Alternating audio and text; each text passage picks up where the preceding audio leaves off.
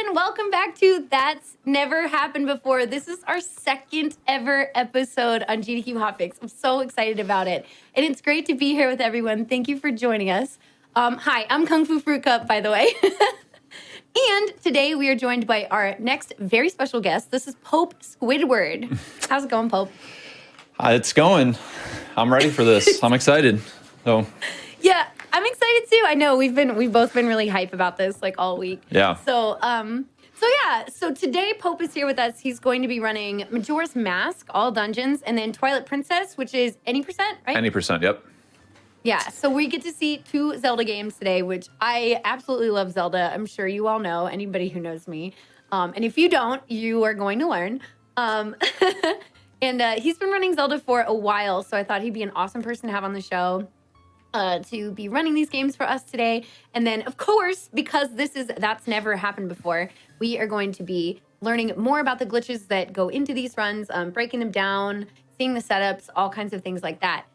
So before, I wanted to chat with you a bit, Pope. Right before that, I just want you all to know that since AGDQ 2021 online has completed, we raised $2.77 million. Wow. Just as a quick reminder. Yeah. Remotely, that's amazing. It was. Absolutely. I know. I agree. I'm super floored. I think that this event was amazing. I had so much fun being a part of it. So as a reminder, all of GDQ's portions of subs, gift subs, Prime Gaming subs, and bits cheered on the GDQ channel for the rest of the month of January will be donated to the Prevent Cancer Foundation. So there's still a chance we can actually get to a $3 million total, which is really, really cool. Awesome. So keep that in mind with all of your bits and subs and sub gifts and all of that stuff. Also, GDQ Hotfix, for those who are new to maybe watching Hotfix, GDQ Hotfix is a series of shows that happens every week here on Games Done Quick. Information on all the Hotfix shows is available at gamesdonquick.com/hotfix, which is super easy to remember. Also, if you're watching on YouTube and you'd like to support the live channel, please consider checking out the Twitch channel at twitch.tv/GDQ. Also really easy to remember. If you have an Amazon Prime account, you can subscribe to any of the Twitch channels of your choice every month for free with that Prime Gaming. So please consider using that to subscribe to the GDQ Twitch channel, especially since it is January and that still all goes towards PCF. So, and then you can go check out, all of the previous Hotfix shows or the AGDQ 2021 online runs on the YouTube channel. They're on the VODs here as well. But yeah, youtube.com/gamesdonequick. You can go check those out. So yeah, those are just like some updates, things for you all to remember, keep in mind as you're watching this show or any other Hotfix show, especially this month. So, Hope. Yes.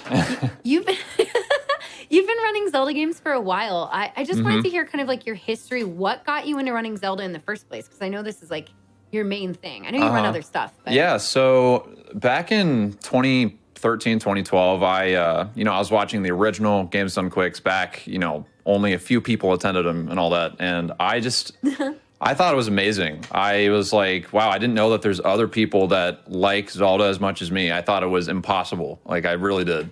So I was just watching them, and then, eventually it got to a point where I found Twitch, and I was like, I kind of want to try this myself. So I just went to the store, got all the stuff that I needed to get to start streaming, and kind of just started with Majora's Mask because it fit in with my college schedule at the time. It was like the perfect hour-and-a-half length and all that, and yeah, it kind of just started taking off, and I 4 years I've been doing this now, and it's been great. It's honestly, I've learned a lot, and I've met a lot of great people, especially going to GDQ. I've met a lot of great people there, and I'm just excited to show you guys some fun stuff in both these games today. So yeah, awesome. Yeah. No, I completely agree. Like, going to GDQs, obviously you get to know so many amazing people, and I know you've ran at GDQs, which is awesome. In 2019, any percent for this game, which is a lot different now because that actually was at this GDQ, way different. But yes. Yeah, so. Yeah. So I interviewed Claire for this GDQ and then watched that. It's insane. I know we learned some about that. Yeah. What's like going on with the changes on that, both in Majora's Mask and watching Ocarina of Time. Like we got kind of a taste of that. But for anybody who missed it at this past AGDQ, can you tell us like What is the thing that has like broken these games even more? Just So- explain that real quick. So when I did my run in 2019, this was before, any of this big stuff was found. Basically, the run was you had to pretty much, it was all dungeons, like what I'm going to be doing today. But it was, you had to go through every dungeon to beat the game. And so later in 2019, like towards, I think it was like August, maybe September, the glitch text overflow was found. This is before like all the other big stuff. And text overflow was something where it was kind of funny because the run before was really, you went through all the dungeons. It was pretty skillful. And text overflow was you just do a couple things and you're able to open something called a debug menu by playing a bunch of Song of Soarings back to back. I think it was 68 or something, yeah. 69 back to back. And so eventually you're able to manipulate the game into opening this menu that gives you, you can get the Fierce Deity mask with it. You can get the Oath to Order to go to the moon and all that. So the biggest issue with this was the only console that it worked on was Wii U. And the reason was because the D-pad was mapped on Wii U. So you were able to move around on the debug menu with the D-pad.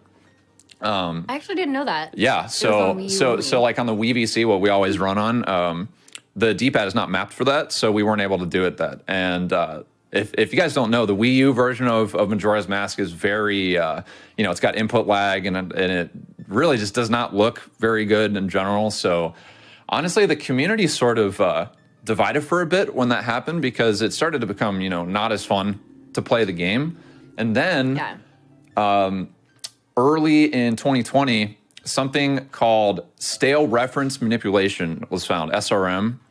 And that's basically what's breaking these games right now. And I'm really excited to show you guys this run now because it's just super busted compared to what it was in 2019. So, but yeah, so that's basically the story of all that. But Yeah, that's really cool. Yeah, so SRM is the phrase. Like this is the thing that people are hearing now, right? Because this is what's yeah. It's obliterated everything. And so we got to see that in both, again, Majora's Mask and Ocarina of Time. But it would be really cool to see the differences between the Majora's Mask any percent and how how much more you can utilize it for all dungeons. Exactly, yeah. There's definitely other applications other than, in any percent you just do the credits warp thing. But there's two very important things I'm going to be doing in this run that I'll explain when we get to that part. But yeah, it's pretty cool, honestly. So it kind of revived the community, and I've seen a lot more people playing it lately, which is awesome. So yeah. Yeah, absolutely. Okay, so then I think my last question, before we get started, because this is what I do. I like doing interviews. Yeah, no problem. It's kind of my thing. Is I just want to know your involvement. I know you've had you've had world records before, and you've been super involved. I mean, Majora's Mask was your thing, and I know that lately you've been doing Twilight Princess, which is why we get to see that too. Yeah, which is awesome. Would you say you've had any input in some of the development of the run in any way? Since you've got involved? I would say me personally, I'm not as much of a run router.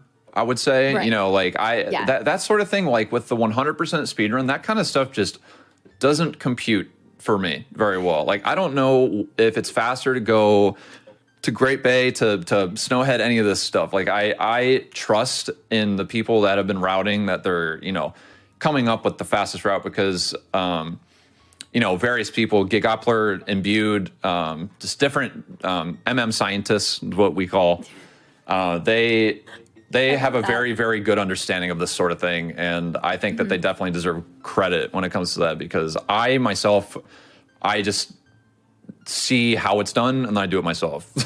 Right. So what you enjoy the most is kind of the learning process, seeing what's new and taking that in and applying it to your runs. Exactly. Yeah. That's awesome. Yeah, for sure. So. Okay, sweet. So why don't we let's get into it. Let's do it. I want to absolutely. See it happen. So again, this is going to be an all dungeons run. I'm ready to get going when you want to. So either one of us can count down. I'll leave it up to you. Okay, well, we'll go with a classic file name here that I always use for my Majora's Mask runs. Okay. How about that? Okay. All right. I'm ready whenever you are. So, all right, sweet. Just want to make sure we're all good. Let me see. I believe that we're all set. So, we're gonna get going in. Do you want me to count down? Is that cool? Yeah, go ahead. Okay, sweet. All right, let's get going in 3, 2, 1, go. Perfect. All right. So tell us what's happening. Yeah. So the first, I mean, a lot of you guys know how these runs go for Majora's Mask. You just saw it at, at GDQ, this one, and it's 20 minutes of cutscenes and introduction. So we have a lot of downtime at first. So, just explain what's going on. But yeah, basically what I'm going to be doing is I have to turn human and I need to get a bomb bag to do the SRM that I'm going to be doing. So that's going to take, good 15, 20 minutes to get to that point. But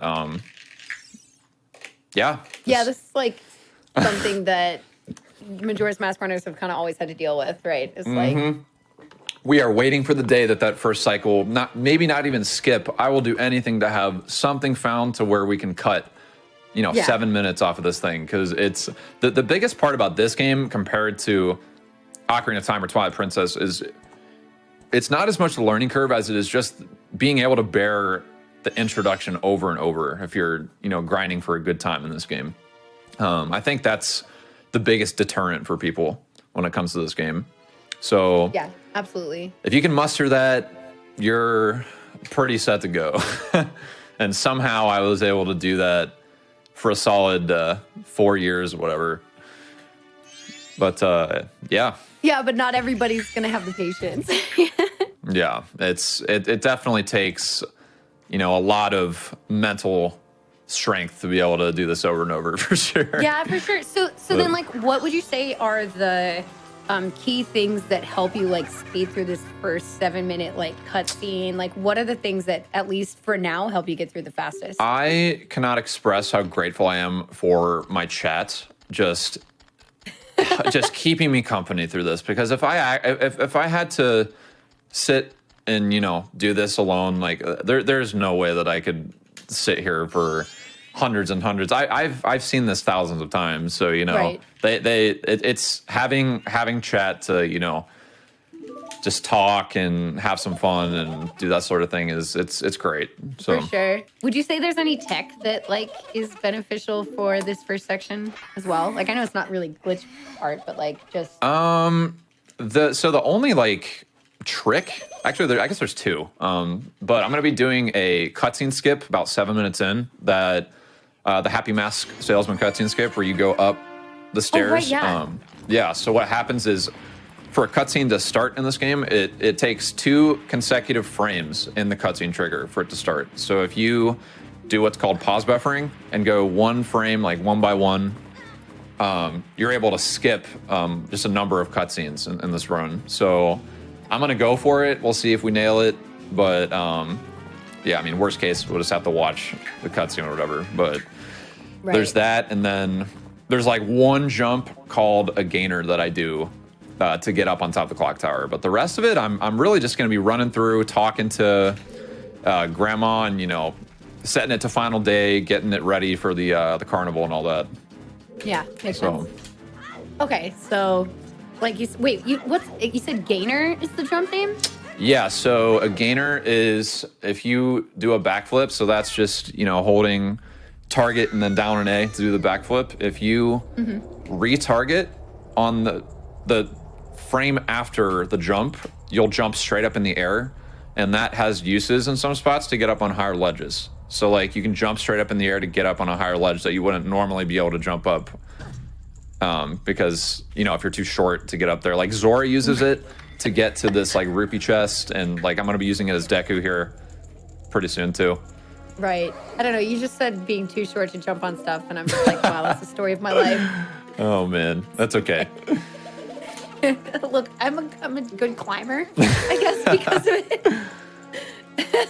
Yeah, honestly, let's see. I'm pretty tall myself, and I've run into the issue of I used to be a cross-country track runner, so when I would go on runs at night, there were times where my head would like hit some tree branches that were like, you know, hanging down off the trees. So Yeah. not completely good to be super tall too. So, but Yeah, I know. Yeah, everything has its positives and negatives. That's okay. That's Yeah. cool though that you ran track. That's awesome. Yeah. Is that something that you still like? Do you still enjoy running, or is it just? yeah, I've actually been somewhat getting back into it. I've been, you know, watching like I'm just so into like the world records of all this stuff. Like that's actually how I got into speedrunning, because I like the, you know, the self, like it's like a test against yourself pretty much, you know? Yeah. It's not as much a team sport as it is just, you know, just being able to overcome something on your own. And I find Yeah. that to be a lot more rewarding. And that's why I like got into that and this too.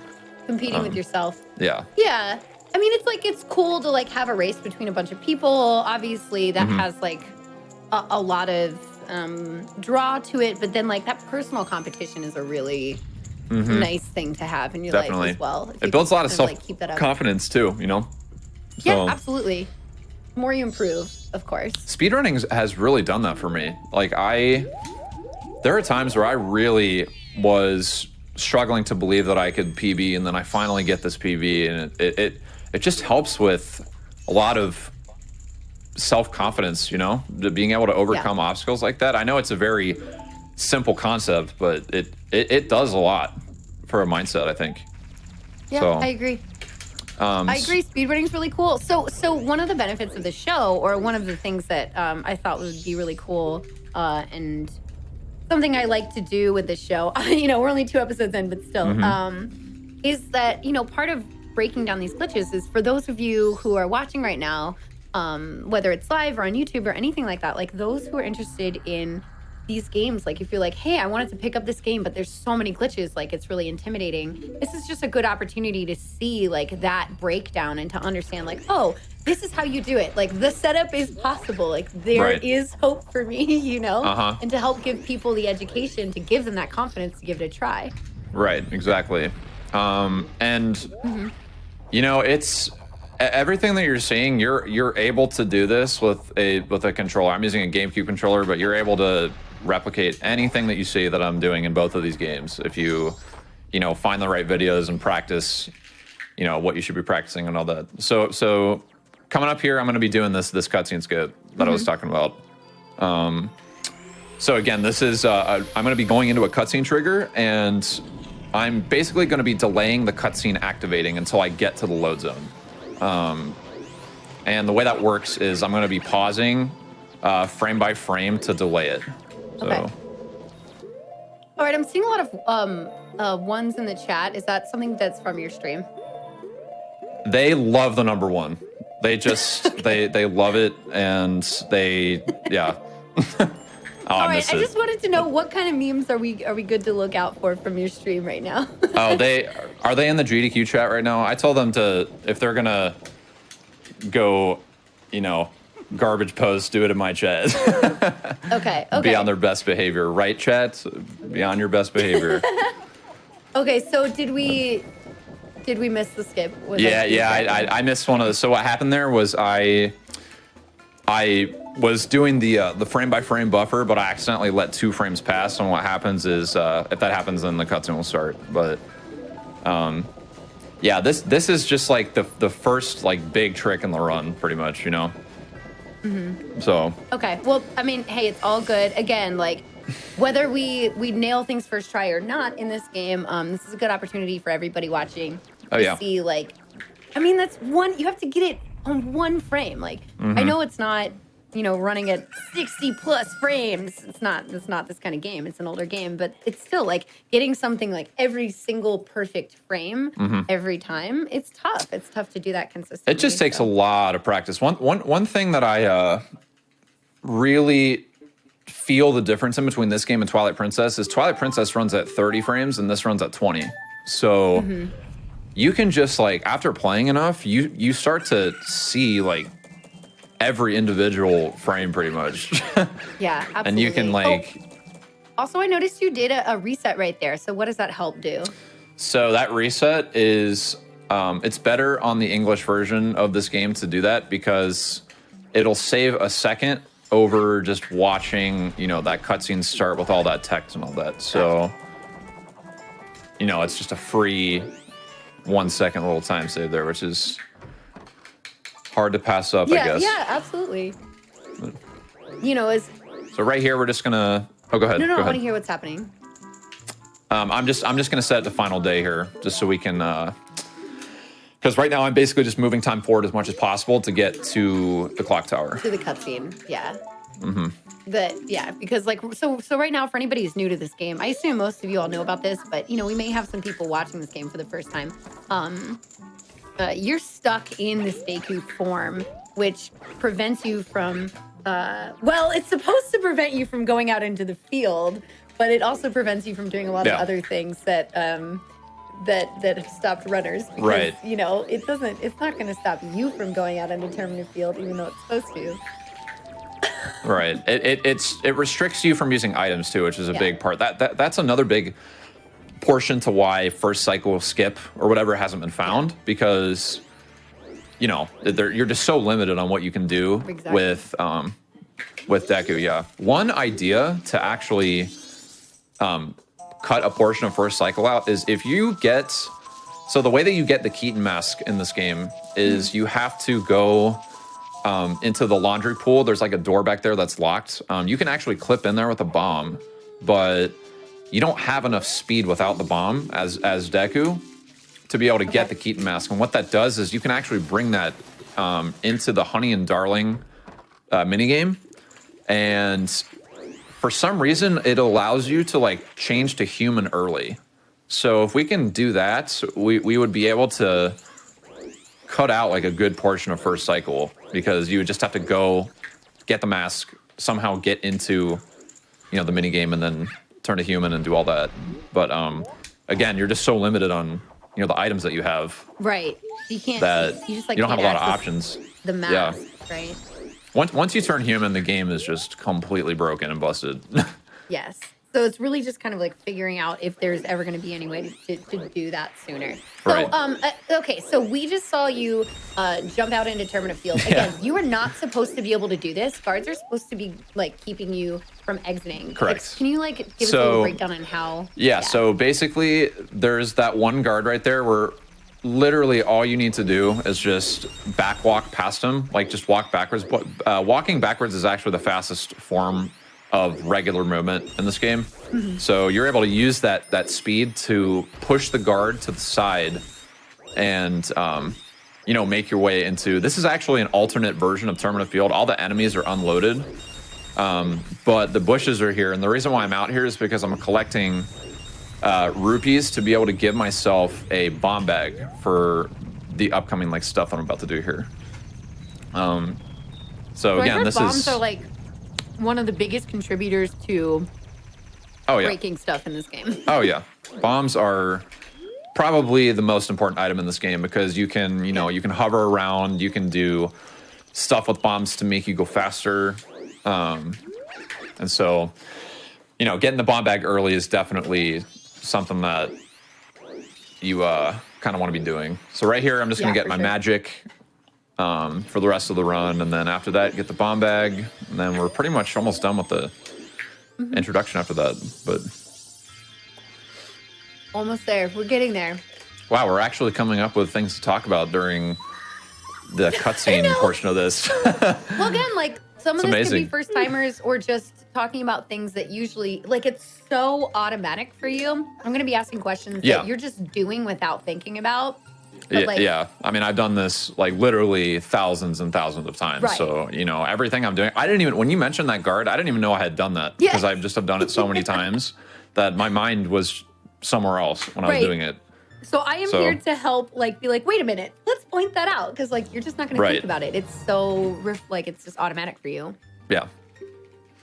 Also, for those in the chat, if you have any questions during this run, things that you're curious about, if he's doing glitches, if I've missed something and you're hey, there's there's this moment that it looks like he did something really interesting that they didn't talk about. Like, please feel free to mention it. I'll be able to check chat and like ask a good question about that. So.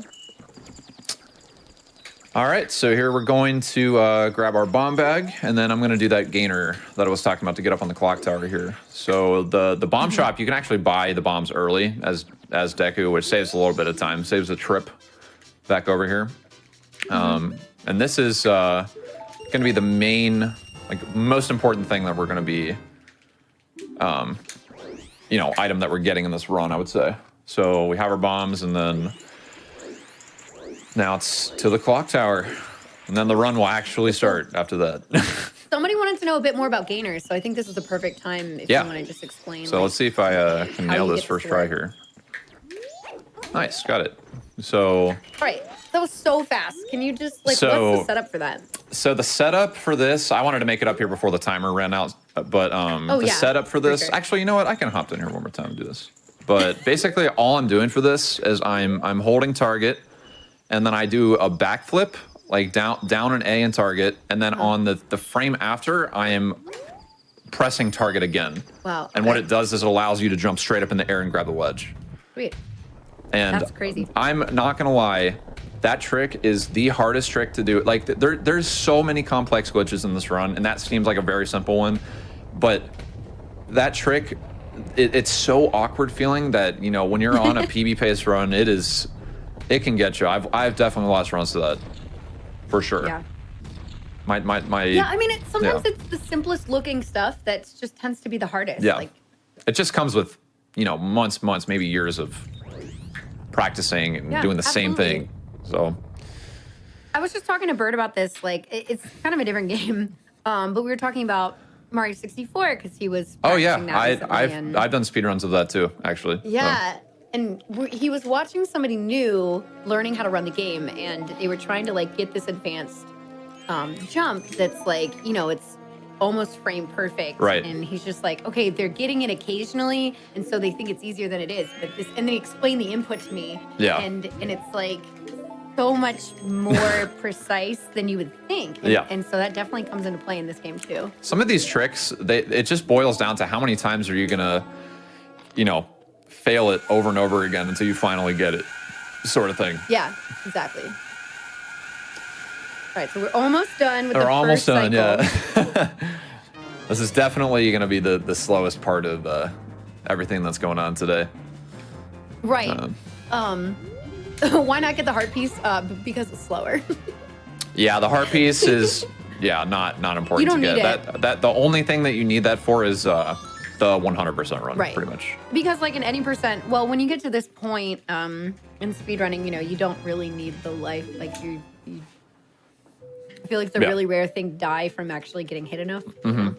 And another thing is, like, I already have, there's no way I can even take damage here unless I fall off of something. So, you know, getting that is not even going to help anyway, because I'm going to end up playing Song of Time here and resetting my health anyway. So, like, even if I were to grab that, it wouldn't even make a difference. Yeah. But now we are about to turn into human here pretty soon, and then we can finally and then get the game started breaks here. in half. Oh yeah, it'll happen really fast. I mean, as soon as we hit, you know, the 25-minute mark, 30-minute mark, it's gonna start just back to back. I'll slow down a bit to, like, try to explain what's going on, but exactly. Well, that's part of the show. Is like slow down as much as you need. We're here for it. Like, we got the time. Right, exactly. You want to know, like, as you're setting up, like, just take a moment. Definitely. Because otherwise it's going to flash before our eyes and we're not going to know what happened. Some stuff I'm like required to do fast in order to get it to work, but with this kind of stuff, I should be able to, you know, slow it down and kind of give a play-by-play on, you know, what's going on or whatever. It's so complex. Like, I don't understand how anyone was able to find any of this. A lot of this is found on accident too, which is amazing to me. A lot of glitches, a lot of people don't know this. Glitches, a lot of them are found just by pure accident. Just people are pressing buttons, they're messing. Right. So many people play this game. You know, like, Zelda games in general have such just a huge community around them that people just play it, and you just either try stuff or you're like, oops, what did I just do? And then, you know, People who are interested in glitch hunting are going to want to break that down and see how to replicate it. And Exactly. voila. You know the current world record for 100%? The 100% world record is 417 by NOP. I have the second place time. I have a 420 with that. Nice, good for you. So yeah, that's NUP's thing. I'm definitely planning on going back to it as well because I'm actually going to showcase the new glitch that I didn't do in my PB in this run. That's pretty busted. So I'm excited to show that one off here pretty soon. I don't want to give too much away, but Okay, great. Yeah, I know somebody wanted to hear more about SRM, and then we'll get back to that. We already did explain it a bit. I'll explain it. Resets the 3 days. Yeah, right. Yeah. If you can get to Termina Field early, why not go to the swamp and do stuff there? Correct me if I'm wrong. Isn't it because of the item limitation? Why don't you explain that? So the only reason I go to Termina Field early is to collect the rupees to be able to get the bombs because I still have to turn human anyway. So I could go to Swamp. I think I can go. I actually don't even know if I can go over there in that Termina Field state or whatever. But yeah, because it may not have loaded everything. Yeah. Right? I actually don't know the answer to that specifically, but you do absolutely have to be human to be able to complete the game. So, either way, you're going to have to go back and play Song of Time and like do all this stuff to make that happen. For sure. And you said you're playing on a GameCube controller, right? Yep, playing on a GameCube controller. There we go. So I'm playing on my Wii. It's a virtual console. And the reason why we play on this version is because it's just very, like there's no lag. It looks great. And using the GameCube controller for this game and Ocarina of Time too, it's very, very easy on the hands for me personally. I'm a huge fan of the GameCube controller. Yeah. So. Oh yeah, I personally find it a comfortable controller. Yeah, this is kind of an unpopular opinion, but I'm not a huge fan of the N64 controller. As much as I love the console, I just find it to be kind of awkward with like the stick being a little more stiff and that sort of thing. But I do think it's good for like Mario. But yeah, this sort of thing, it's with the type of glitches that we do, it's better to have this controller rather than the N64 one. But yeah. Okay, so this is like the last major kind of cutscene that we have to deal with before you actually get to, move, right? Exactly, yeah. Then we're gonna get into the good stuff here. Yeah. I know, this is just how it works. Like, you just gotta wait through a lot of this, and then suddenly everything just breaks down. So what's the first thing that you're gonna be doing after this? So the first thing I'm going to do is I'm going to go to the observatory. And the reason I'm doing that is because I'm going to set up a glitch that's going to allow me to give myself some items early. Okay, great.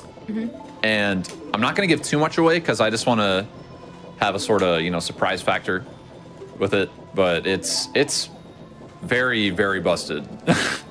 So I'm excited to do that. I actually have to go grab some bombs first in Termina Field to make sure I have enough to do it. Right. Yeah, we're pretty much done with these cutscenes and all that. So awesome. So this is going to be SRM that you're doing in the observatory, correct? Correct. Yep. Okay. And can you define that again for the chat real quick?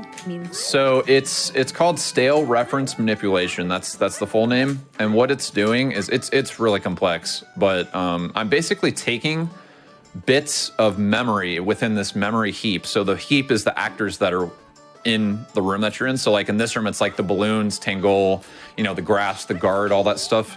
So I'm taking that stuff and I am rearranging it in a way that's going to allow me to give myself some items early from this like chest that I'm going to go up to.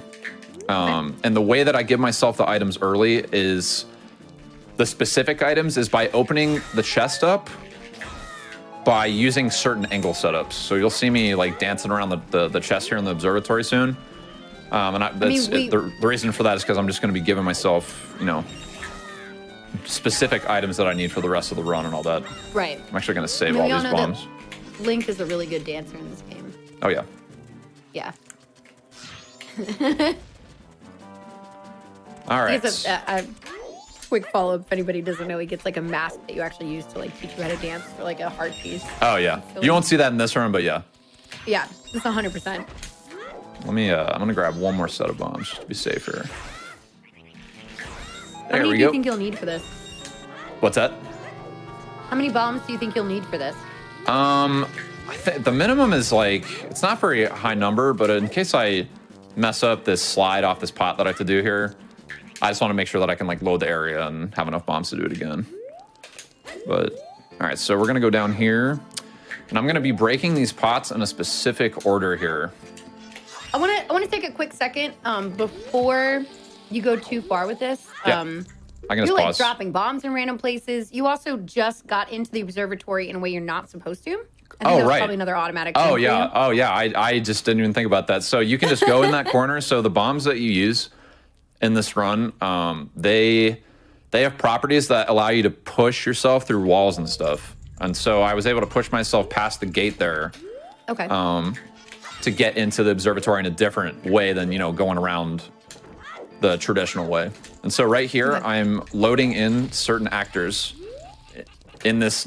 So this here is called a loading plane. It's not a load zone. Like a load zone is if I were to like go through the door and go, you know, it loads into a new area. But this is like, it just, you know, it's separating the bomber's hideout down there and the observatory, which is here. And so the loading plane. Like a whole loading zone, like the whole screen would fade to black and then it loads a completely new area, right? Right. Whereas this, you can tell it's just doing partially. Okay, so you just did So right there, I did a slide off of a specific pot.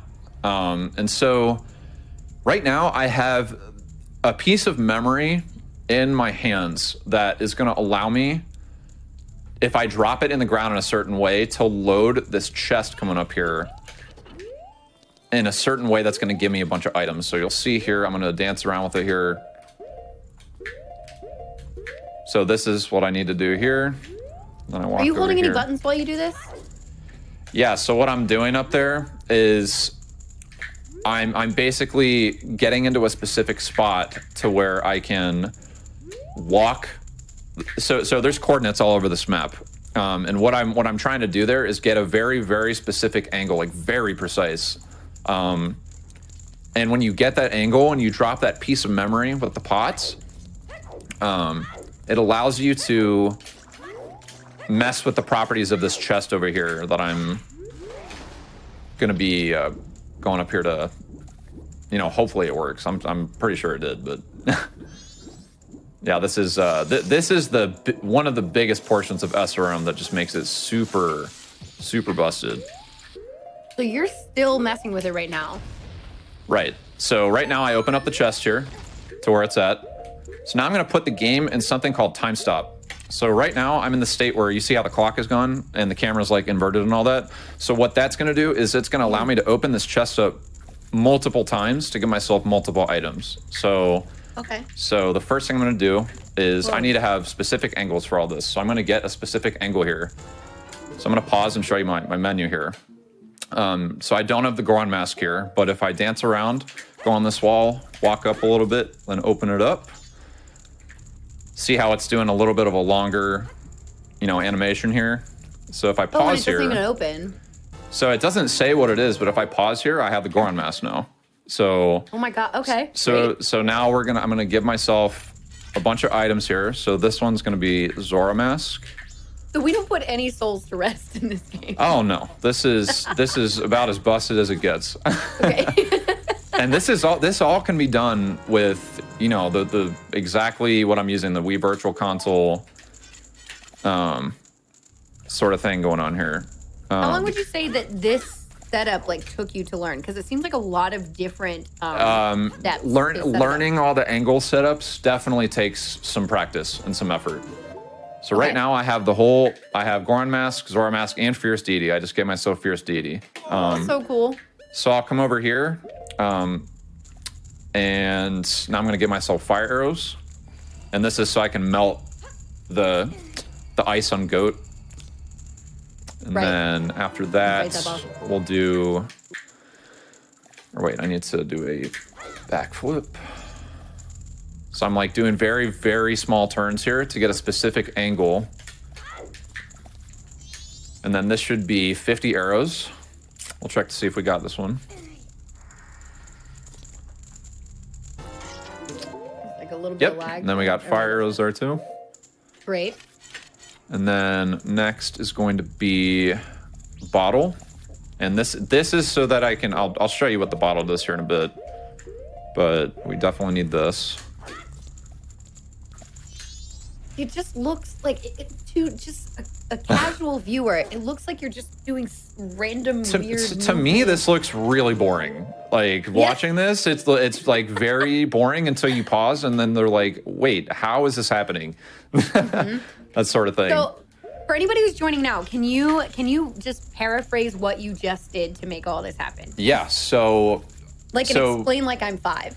So basically what I did to make this happen is so in each area of this game, there's something called a memory heap.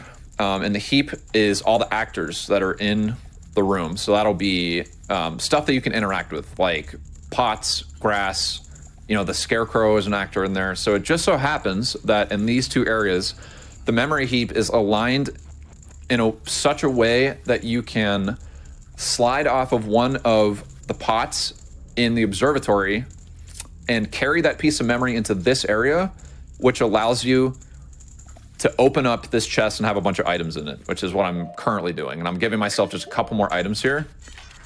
And you can continue to mess with the memory by moving in certain ways, right? Correct. So when I'm opening this chest by, turning around and doing all this stuff, the reason I'm doing that is because you have to open the chest up in very specific ways to give yourself these items. And if you can actually give yourself items that can crash the game. So that was Song of Soaring that I gave myself. Awesome. And then this one is a big one. This is a huge one that is in the speedruns now. So this is a mystery song. So if I click on this, it doesn't do anything. This is actually the Sun Song from OOT.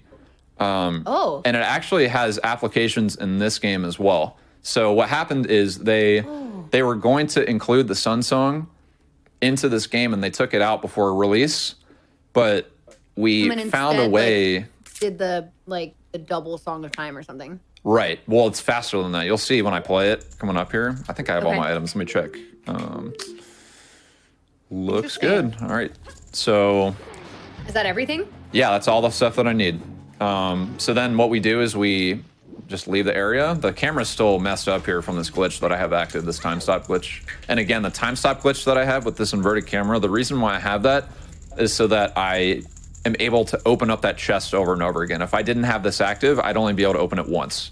Okay. Okay. Gotcha. And so that's why that's important to have that active. Perfect.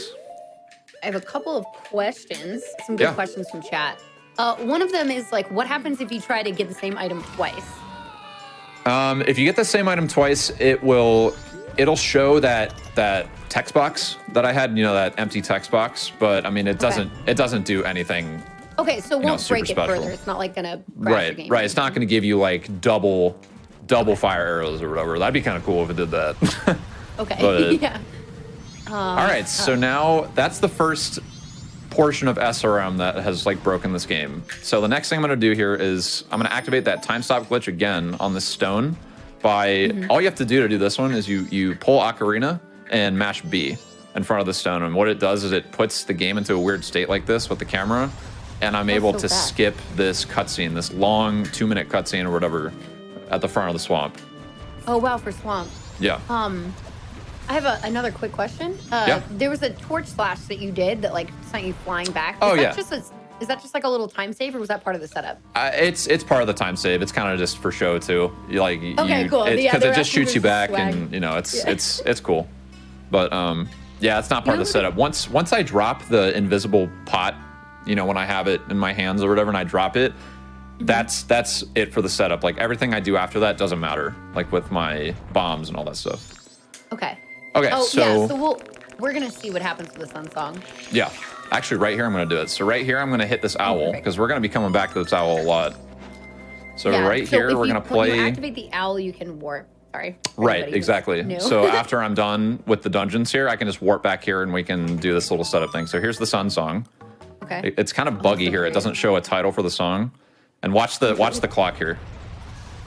Whoa! Whoa. Yeah. So the clock like kind of goes funky there for a minute. And you see how that's like much faster than that double time. It looks like it's trying to behave the same way it would when you switch the time in Ocarina. Right, yeah. Because it does that quickly. It does, yeah. It's actually the same exact. That's why they took it out, because they're like, this is kind of too fast for this game sort of thing, you know? Yeah. I agree. Okay, so now we're gonna do another thing with SRM in this woods here. I need to grab some water so I can do another glitch on this gossip stone here. This is gonna be another time stop glitch. So what I'm doing here at the same time. Yeah, so this is, I just target it, and then I do shield and then Ocarina like a frame or two after, I think. And then it'll put myself in this state. And what I can do is I can play, I'm gonna store the Song of Time by going through this load zone, so I can activate it later during the boss fight and save and quit. So you'll see when I go in there. So I played it, and I'm moving while I played it. And I can go in here, so now the text didn't pop up for it yet, and I can activate it later on when I'm doing the boss. Oh, how does it store for that long? So it stores it by, so the way that the text box, the text box like comes up is through another form of text. So like if I were to go into the menu and press A, it would pull up the Song of Time text. You'll see it during this boss fight I'm about to do. Okay. Why did you use Song of Time to do time for it? So the Song of Time, so the Sun Song, the reason why we're in the second, it's because we need to be in the second day here for this glitch to work. Because for some reason it doesn't work on day one. So we have to fast forward to day 2 here. And so like right here, I'm going to be doing some funny stuff with like the fins and entering this area. And then if you guys remember the pot slide that I did before, I'm actually going to be doing it off of this piece of grass here. Okay, so now I have that invisible grass in my hands. So what's going to happen here? This is the craziest part of the run. Is you come over here, you have to get into a specific angle setup here.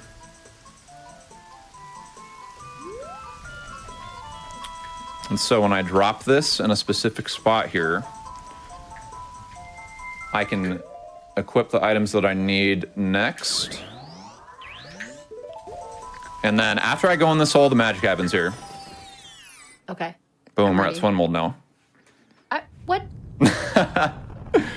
So this game is busted. That little bit. Yeah. Okay, I thought you were gonna like go to like somehow cut through the swamp and like get. No, this run is you basically just put yourself in the boss rooms, kill the bosses, and you're good to go after that. It's pretty funny. Wow. So now, okay, great. Yeah. So now I'm gonna kill Twin Mold here. I use the arrows here.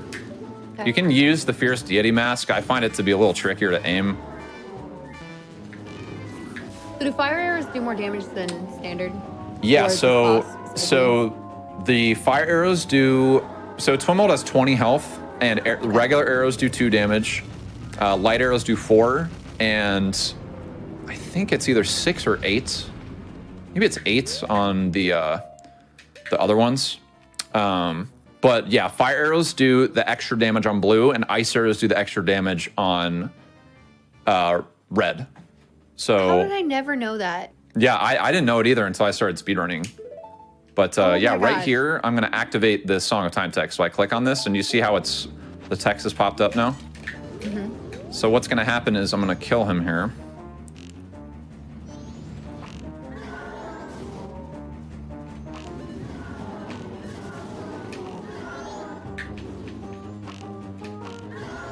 You're using regular arrows because you're out of magic for enough fire arrows? Well, this is the red Twin Mold, and I don't have ice arrows with me. So yeah, that makes sense. And you could give yourself ice arrows at the chest, but it's actually just faster in this run to not do that and to kill him with the regular arrows, which is why I didn't give myself the ice arrows. Okay.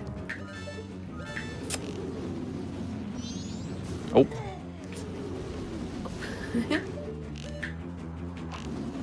Man, we're getting some pretty rough patterns here. Yeah, why I want to make sure I'm not pressing the A button here. If I press the A button, then it's going to activate the save too early. Okay.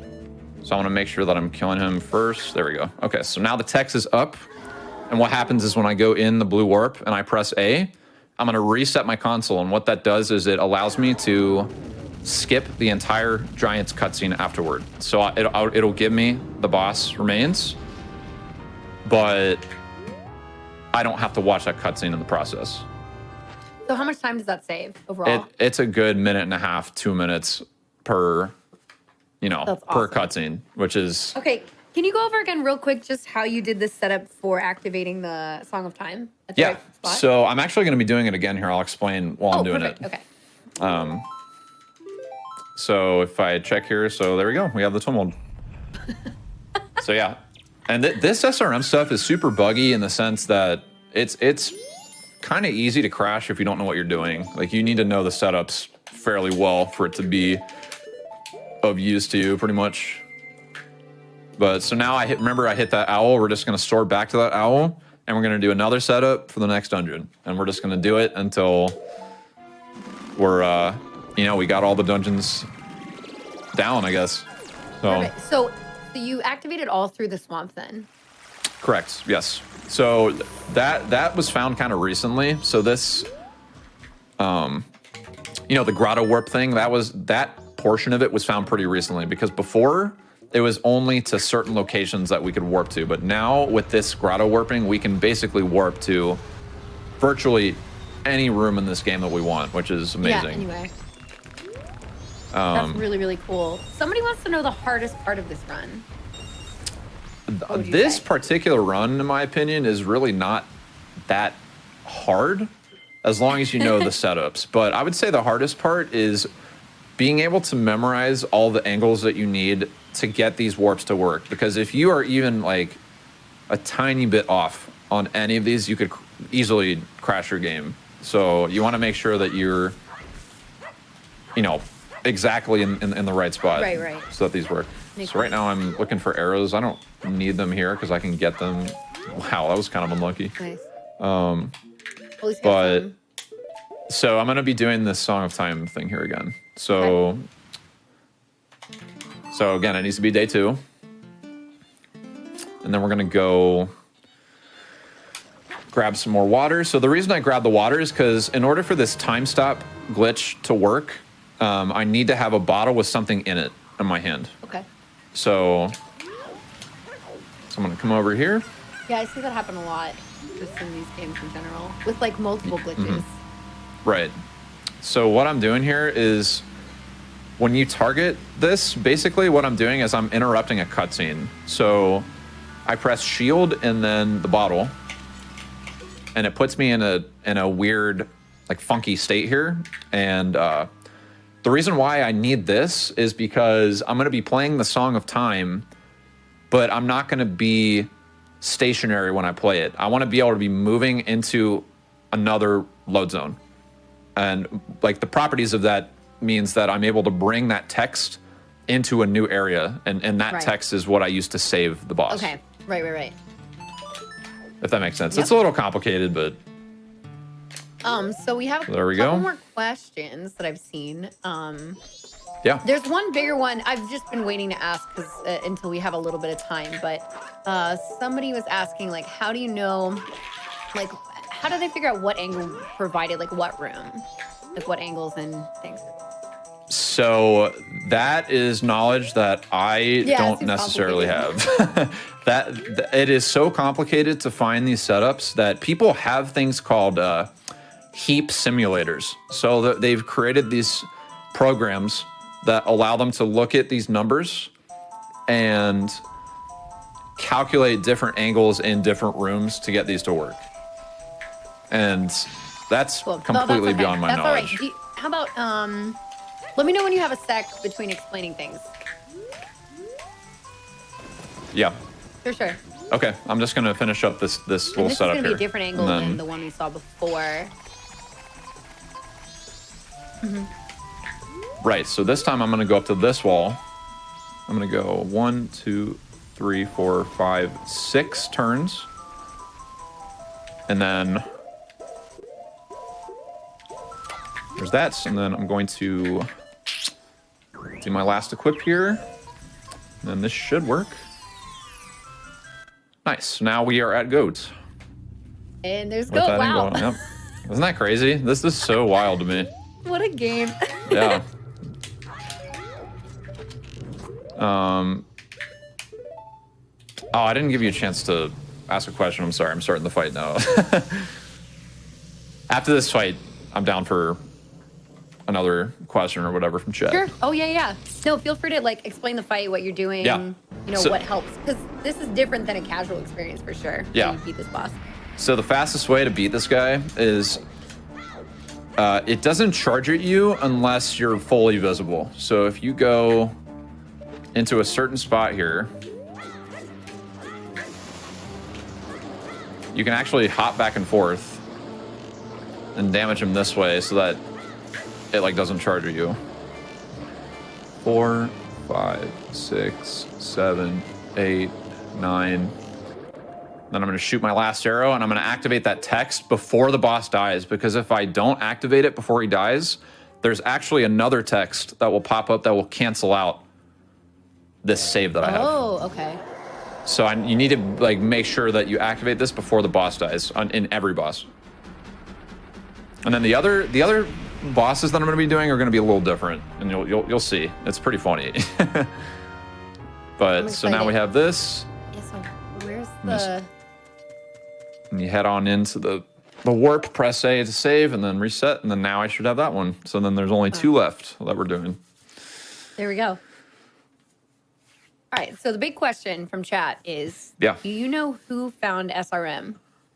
So SRM was found on accident by glitches and stuff who plays Ocarina of Time. So what happened Glitches was... and stuff is the name, not the... Yes, glitches and stuff is their name, yes. So basically what happened was he was messing around in the forest temple, just trying to collect data or something from the forest temple, and he ended up moving a door somewhere else.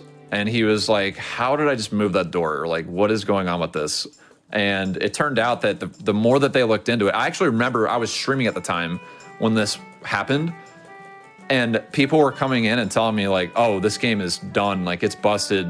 It's the end. And I was like, no, like, there's no way that this is happening. And it ended up that the reason for that happening with that door ended up this, like what you're saying right here, which is pretty funny. It's just funny how that just comes full circle, I guess.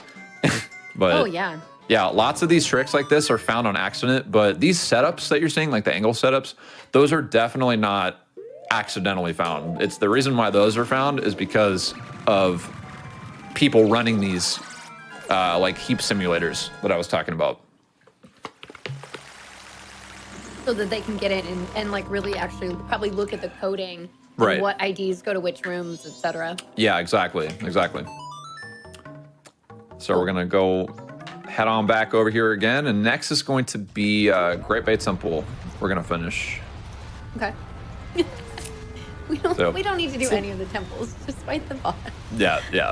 So funny. Because like the whole point of this category is to touch the blue warp at the end of the dungeon. Like that's the category description. So if you're Right. able to do it this way, even though it takes away from, playing through the dungeon itself, it's still possible and it's still fast. So yeah, and honestly it's very, very interesting to me. It's super cool. So this is now just called all dungeons, but there is like a category that would be all dungeons, no SRM. Yes, so all dungeons, no SRM is the category that I ran in 2019. That's the one where you actually like have to make your way through the dungeons and do that sort of thing. So we're gonna go ahead and do our time stop here again. And make our way into the woods and do our little dance in here that we've been doing the past couple times. So from the moment you stepped in the woods, did it already start doing the code, or was it Yes. when you hit Like, that, like, okay. like if I were to leave the woods now, the witch, so there's a witch that spawns on day 2 that will enter the woods. And if that happens, then I would have to reset from the last save because this will not work if the witch is there. Oh, gotcha. Okay, okay. So I want to make sure that that has not happened. Also, this is important too. You have to make sure that you have something called inverted camera to do this. And that's important because it's like something with the way that the camera's fixated, allowing you to be able to do this. So. Gotcha. And getting hit by the enemy, that's not going to affect your... No, that won't affect it. Okay. If it did, then this would be much harder. But I got you. But yeah, that doesn't matter.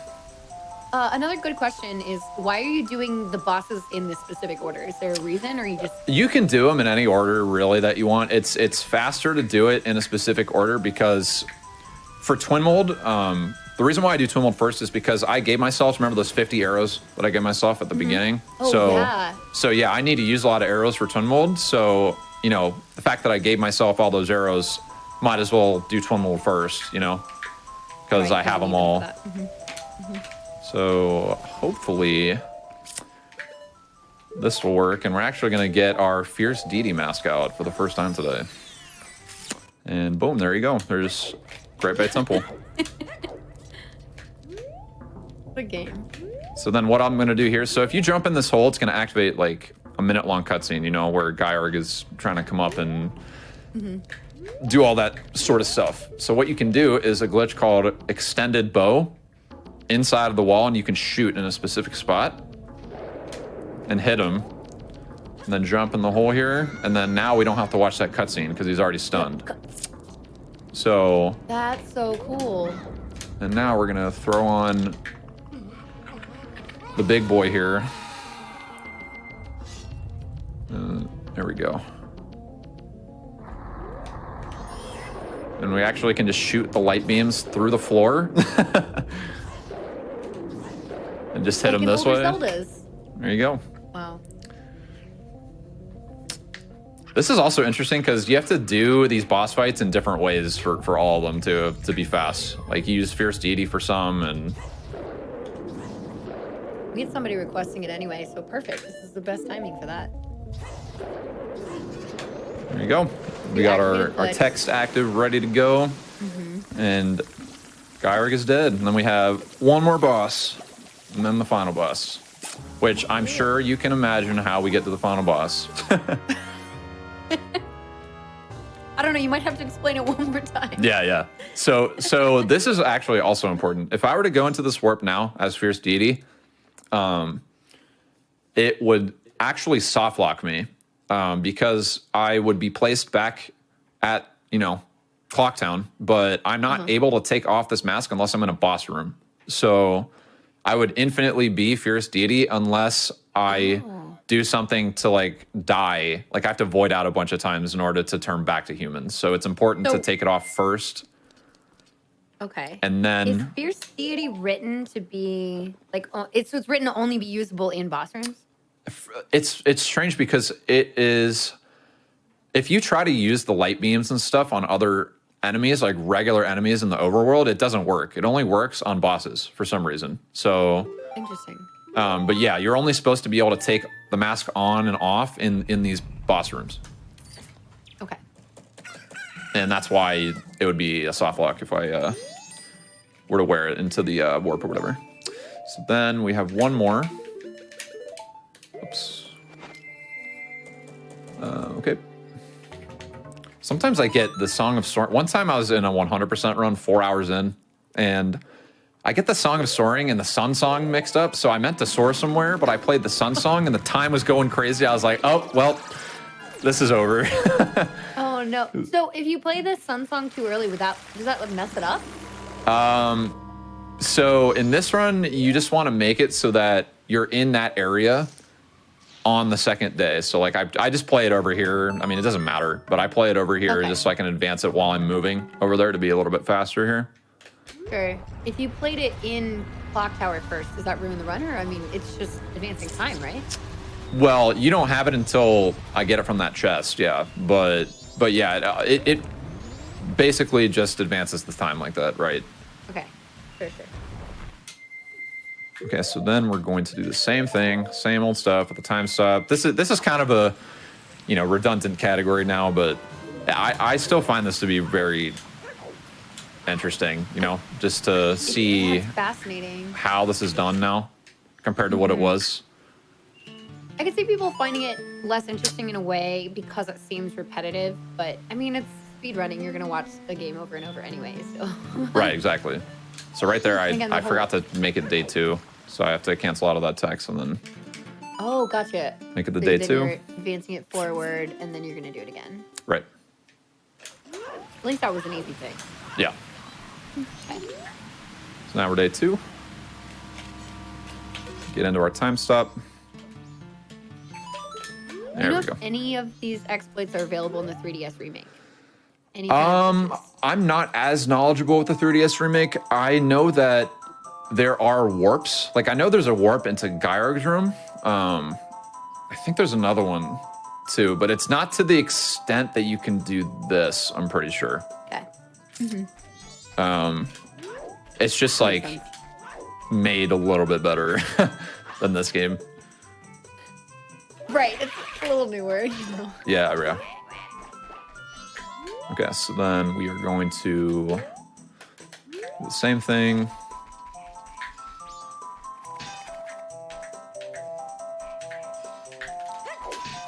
Perfect. So if the witch were to be loaded in here for whatever reason, then I would have to reset. So I'm happy that that did not happen. But, Okay. all right, cool. And we're gonna go back in. And then do a little bit of this. 1, 2, 3, 4, 5. Walk over Do like here. 5 notch adjustments. Okay. Right, exactly. So that's just called ESS turns. So ESS position is extended super slide position. So I'm not able to show a Hess in here right now, but a Hess is basically you're rolling into a bomb and using that ESS position to like rocket off the bomb. And so the ESS positions are important because they give you very specific angles to get all this to work. Yep, and then we give ourselves that, and then this should work. Perfect. So now we are at Adola. Here we are. And this Boss is 4 my out of 5. favorite. This is my favorite of all the fights. This is pretty funny how low health this boss has for Fierce Deity. Like, Fierce Deity was not meant to fight this thing. Oh yeah, for sure. It's cool that you can even use that mask in these fights to begin with. Oh, yeah. I love the game. I'm surprised that they, like, coded it in a way that you're able to...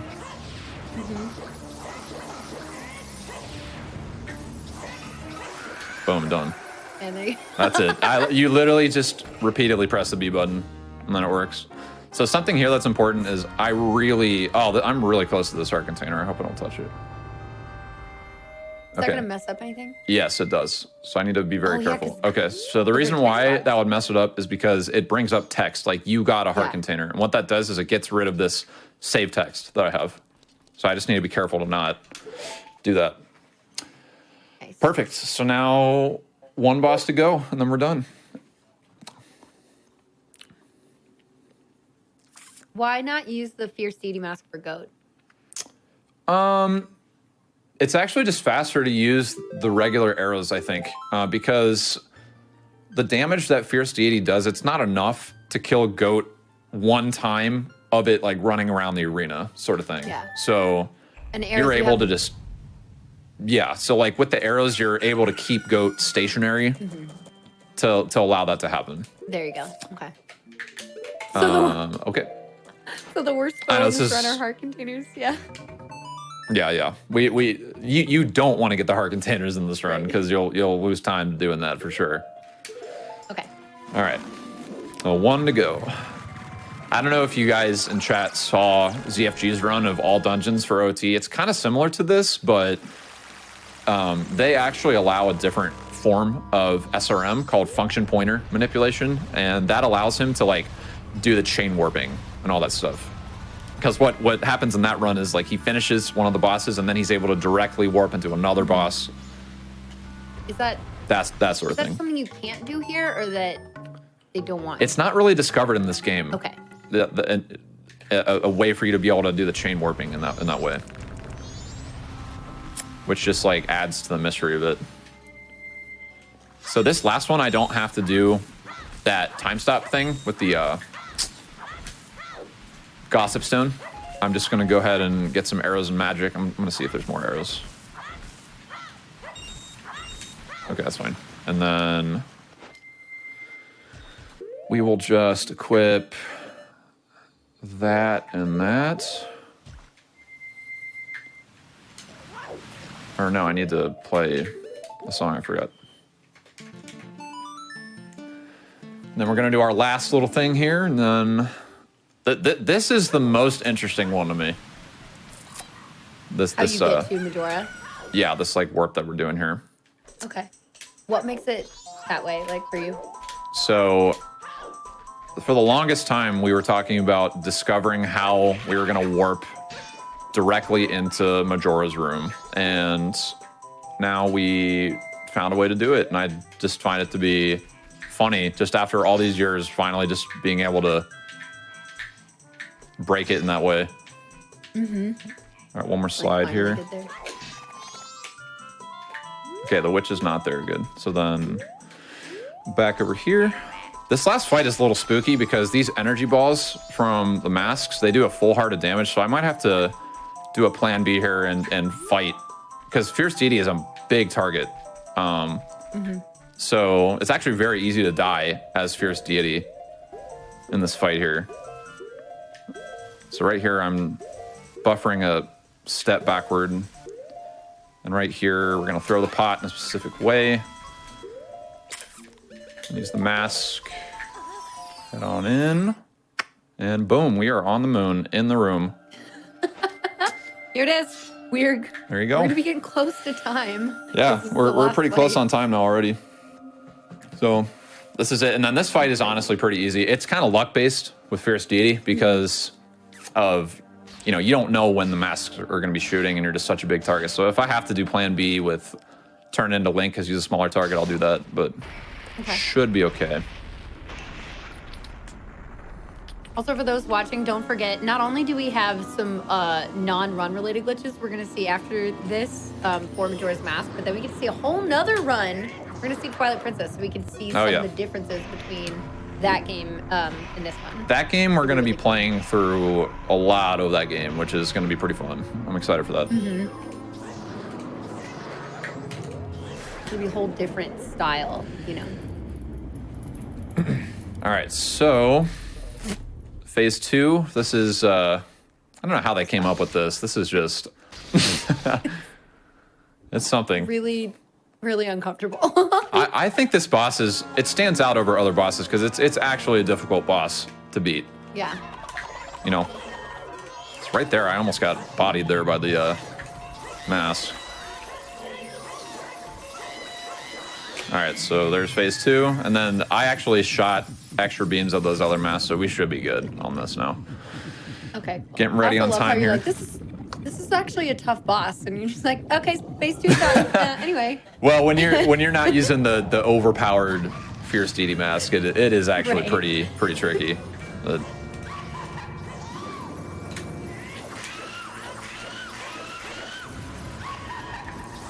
wow, no damage, Majora fight. Yo, time. There we go. That's it. That was awesome. That is all dungeons right there. So this is how you play Majora's Mask without playing a lot of Majora's Mask. Yeah. This is how you play the game without really playing the game. It's really just like the shock factor of seeing this, because I remember seeing the Ganondorf thing. You know how you warp from an OT, you warp from the blue warp into Ganon's castle or whatever, just skipping the entirety of the game. I remember seeing that, and I was so impressed at that. Like, I just couldn't believe it. I think we were all floored at that moment. That was like a huge moment in like gaming history, you know? Yeah, definitely. So it's like kind of cool to see it applicable to this one too. Mm-hmm. Okay. There we go. So I'm gonna show you guys a couple funny glitches here on my my cheats real fast. That don't. They're not. They don't really help the run, but they're just like Yeah, cool to they're see. just kind of funny little things that I thought would be cool to show off to you guys. One of them is Okay. actually in the 100% run now, and it's probably my favorite trick that I've ever seen in that game, which is Oh, perfect. Okay, so we're gonna see one that's actually useful for a run as well. yes, It's in not the this 100% run. Sweet. One of them, it's funny, but it's applicable to the speed run, which is cool. Sweet. All right. That's so exciting. All right, so we're gonna head on in here. Don't worry, nothing's happening right now. Everything is perfectly normal. Yeah. This is like a speedrunner's life. Yeah. This is just how you have to practice the game, because without using, being Save able to give states and yourself things. items and save states, it is just not possible. It's so hard. Yeah. Right. Especially for this Yeah, game, practice on because small in-game sections. time is so, dependent on the speed run. Okay, so back into our Fortnite file. So the first one I'm going to show you guys is the extended Deku stick. So I'm going to turn on my cheats here, make it nighttime. So what you can do is this, I don't know if this is still used in the 100% run now, but what you can do is a glitch called action swap, which takes properties of a stick and it like alters them in a certain way to do like funny stuff. So I'm going to activate. So what I did here is I pressed shield and then I pressed stick and then talked. And it has some weird properties on the stick now to where I can pull it out and I can shoot flaming arrows out of my stick now. What? And okay, so the setup was it like all the buttons So at the same time, or was it like So in a- all it is you need to have, so I'll do it again. So you just have the bow in your hand, Okay. and then you walk up, you press shield, and then you press stick, then A one frame after. And you'll hear a sound Okay. like it's putting something away. Okay. And then it changes the value of the stick to give you this sort of thing. This is actually what we did in the any percent run before, to be able to melt some ice in the Snowhead Temple because we didn't have fire arrows yet. So this is like an early way to be able to melt that ice. So another thing that you can do with this is if you set this stick on fire now, so you see how it disappears like that? And you can see the Yeah. bottom part of it. So now okay. I have a infinite Deku stick. So I can go over here and I can like hit this owl from far away and just do a bunch Whoa. of like fun, weird stuff. And the reason why this is applicable to 100%, I think, is because this owl that you're seeing here is actually not the South Clocktown owl. This is an owl that's different, that's loaded into this map. And so if you hit it, it activates a glitch called index warp. Okay. Mm-hmm. And that allows you to warp places that you haven't been before. So getting this stick glitch active and doing that does that. I just thought this would be kind of funny to show because it just looks funny. But you can use it to. I can't do it here because the bomber kids are not in that running around state or whatever. But you can actually hit them with Right. the stick and they'll fall down and then you can run up to them. So if you ever have Oh, trouble nice. with them, if you're trying to catch them and they're running away, just get your infinite Deku stick and hit them that way. Does this work on the N64 as well? I don't know the answer to that actually, because Okay. a lot of the stuff for speedruns is done on the Wii Virtual Console. Virtual Console. But there are some glitches that don't work on N64. I know that there's some that aren't gonna really be the same on N64, but Yeah. that's just something that you can do, if you have this version of the game, which is Right. funny. Version differences. So- Another question with the Deku stick. I'm curious, like, can you activate that kind of thing? I guess you can't in the boss room with Goat, because I was like, that would be another way to just hit him from far away. I don't know if the stick actually does damage to him though, because the stick, for instance, I don't know if you guys knew this, but the stick doesn't do damage on a Dola because they give, how like in Pokemon, it's grass is not very effective against grass or whatever. I'm wondering if that's the same idea with this, where the stick doesn't work on a Dola in that sort of in that sort of way. So if you try to hit him with a stick, it's not even going to do damage to him, which I think is kind of funny. Interesting. Weird. So this next thing is going to be it's called an A slide with the Ocarina. So what you can do is you can repeatedly frame perfect press the Ocarina. Let me see if I can get this. And this has no use, but you can slide across the field if you do this. There we go. It's tricky to do really far, but let me see if I can get a good one going here. It's tricky because it's frame perfect every time you press. Yeah.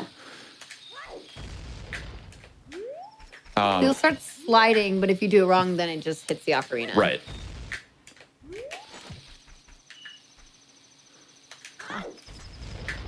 Yeah, I might not be able to get it, but it's funny just to like see him freak out across the entire field. I had a bet with my chat once that I could do it, and I ended up doing it. So it's just tricky because, you know, it's perfect rhythm the whole time. Yeah, I might not be able to hit it, but yeah. And then the last one I'm going to show you guys is in Stone Tower Temple. Okay. So this is going to be, I'm actually not going to say exactly what this is yet, but we're going to go there, and I'm just going to do some funky stuff with a hook shot here and let the magic happen, I guess. But this is definitely one of the funnier tricks that I've seen. So we're going to go into Wizrobe's room for this. So Wizrobe in this room has a stray fairy that you need to collect for the 100% run. That's why we go over here. Okay. So I'm going to go ahead and knock him out here with a couple of light arrows.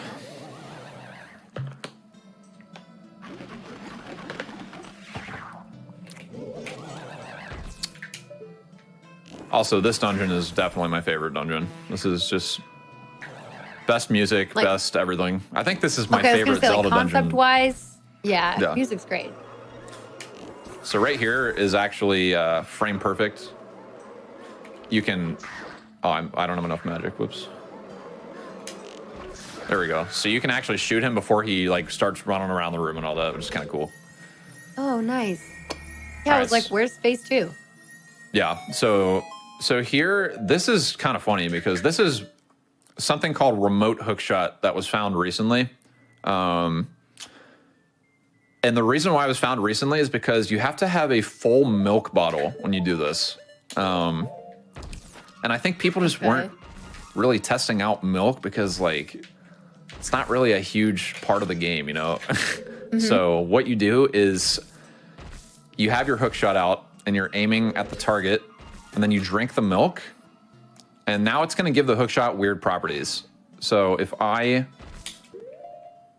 press hookshot and I reach in my pocket, but I equip a different item before it shoots, it's going to like shoot me forward. Whoa. But now I'm going to get into position here, re-equip hookshot, and as soon as I press hookshot, hopefully it works. Oh. So now this is applicable to 100%. I'm not even pressing anything right now. This is just what's happening. And then boom, we're at Twin Mold. So yeah, it's a Bosky skip, which is pretty funny. So do you save that room with the Wizrobe for like the last fairy that you get and then go straight to Twin Mold so you get the last fairy and then Okay. just go right to Twin Mold after that, which is That's fantastic. pretty funny. And that's just like the right angle to send you to that room? Or Yeah, so if you just line up with the target and all that and do the little remote hookshot thing, then there you go. It's really easy. And then you just let go of everything when he starts freaking out. So That's awesome. so yeah, that's MM for you. That's the current state of Majora's Mask. I'm excited to show you guys our next game here after our break or whatever, because it's a far less broken game and it's harder, which I think it'll be interesting because it hasn't been shown in, you know, a long time at GDQ. So Yeah. Yeah, I'm really excited to see. So, okay. Well, first of all, thank you so much for showing us all of the stuff with Majora's Mask, like teaching us more about SRM and showing us like all of these setups and breaking it down for us. It's been awesome. Love the glitches. Like these, that was definitely my favorite one too. That last one that you just did. That's definitely. It's just funny, and it's funny because that happens at a really tense moment of the run where the moon's about to crash, and then he starts freaking out. So it's kind of funny during the tense moment and all that stuff, but. Right. So yeah, that's about it. Okay, so now that we've seen that, stick around everyone because when we get back, we are going to be checking out a run of Twilight Princess. So it's going to be a great opportunity to see kind of the differences in setups for glitches. Like just because this is a Zelda game, you know, it's running a different engine, so we get to see all kinds of different strats, different things going on. So that's going to be great. So we'll be back in just a few minutes. And before we head to the break, I just want to remind you all that all of GDQ's portions of the subs, gift subs, Prime Gaming subs, and all the bits appeared on the GDQ channel for the rest of this month of January is still going to be donated to the Prevent Cancer Foundation. So we're still working on getting to that $3 million total. There's still a chance, like, definitely get those subs in. If you have an Amazon Prime account, you can, subscribe to any Twitch channel of your choice every month for free. So you can use that Prime Gaming on GDQ. And then for anybody who's watching on YouTube, if you'd like to support the live content, come check out the Twitch channel at twitch.tv/GDQ. So you can check us out. And then I think that's good. But if you want any more information on the hotfix shows, for example, like the one you're seeing today, you can go to gamesdonequick.com/hotfix. So you all are great. This has been so much fun. Stick around. Twilight Princess is coming up next. That run is going to be fantastic. So we'll be back after just a short break, and we'll see you soon.